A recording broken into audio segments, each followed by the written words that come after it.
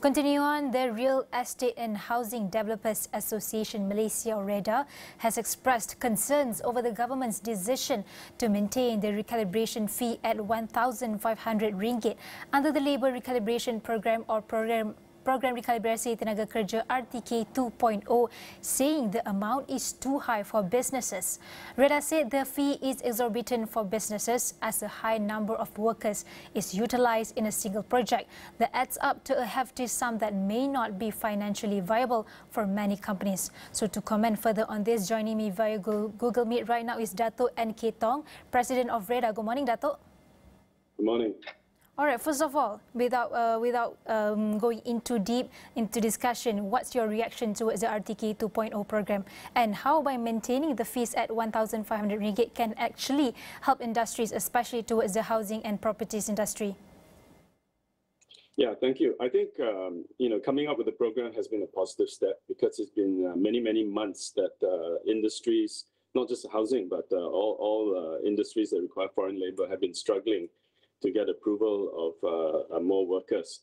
So I think that's a positive step. I mean, Malaysia is fighting to recover the economy in the wake of a global pandemic, and any roadblocks to spurring business only hurts the country and the economy. So REHDA lauds this move, and it's a long time coming, but I think it's better late than never.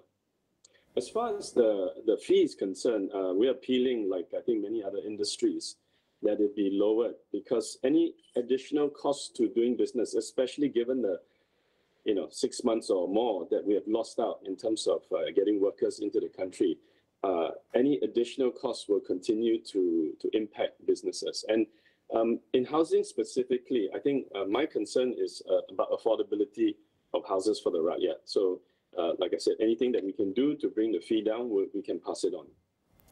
Datuk, the association expressed its concerns over the government's decision to maintain the recalibration fee at the rate of RM1,500, despite many calls to review and reduce it. So maybe you can help to explain why the need to reduce it, and what's the best amount that we should look at and that suits the businesses or operators at this current situation.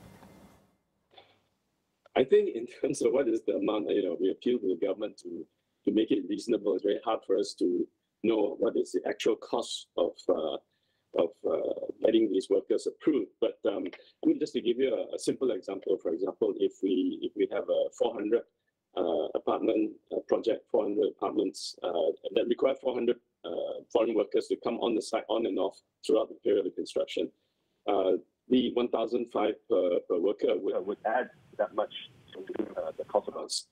And I think that is something that we could, whatever we can bring down, would only help the rakyat in terms of affordability of that house. All right, if the government decides to remain as the status quo, and so who will bear the cost actually? Is it the contractors or the developers, or will they actually pass the cost to buyers instead? And another thing, will this be hampered the recovery process of industry, Datuk? Yeah, that's a good question. I mean, to what extent the costs are passed on really depends on what the market can bear. But at the end of the day, I think it's not just the recalibration fee, but also you see a lot of rising costs in terms of construction. So, as developers, as contractors, I think the whole industry is working hard to make sure that we can contain costs, in spite of the fact that it is going up. I think some of it will have to be passed on to the rakyat, unfortunately. I mean, this is not something that we want to do. Will it dampen the recovery? I think so, because as things become more expensive, I think you'll find that transactions will reduce, and that, by definition, will impact GDP. And construction and property development is a fairly significant percentage of the country's GDP. Datuk, we understand that the recalibration fee is one of the challenges that faced by the association, but what are other challenges that faced by members of the association? Is it the cost of production or supply chain? Because Dawson, before this, has reported that the unit price index of cement recorded an increase of 2.6% in January 2023 as compared to December last year, and recorded an incline for 3 consecutive months. So what do you think about that? Yeah, I think you hit the nail on the head.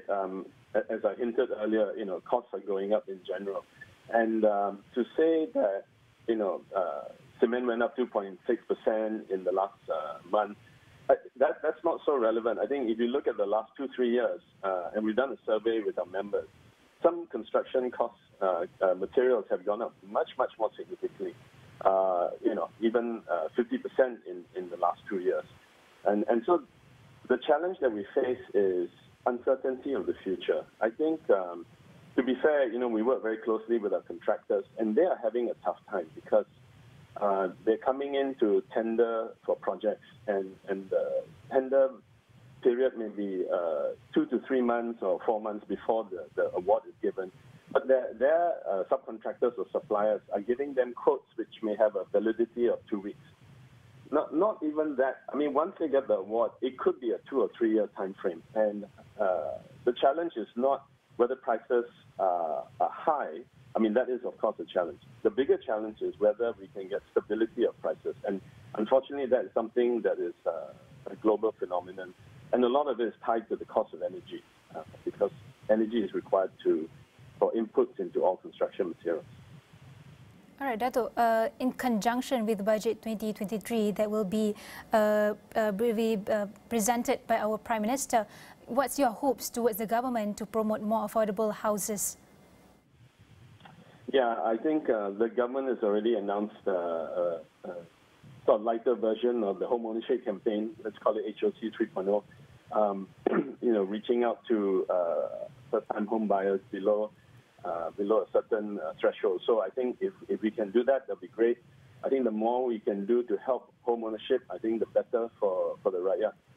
It's also in line with household debt, right? There is debt on real estate, and there's debt on everything else that depreciates: credit cards, personal loans, car loans.